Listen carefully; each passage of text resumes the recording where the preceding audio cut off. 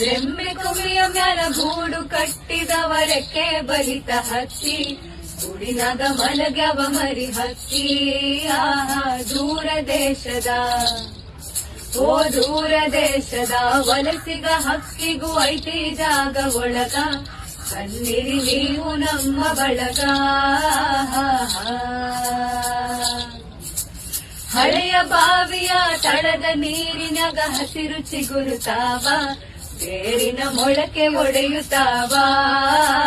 ಭೂತ ಬೇತಾಳ ಓ ಭೂತ ಬೇತಾಳ ಜೋತ ಬಾವಲಿ ಮ್ಯಾಲ ತೂಗುತ್ತಾವ ಮರದಾಗ ಕರಗ ಕುಣಿಯುತ್ತಾವ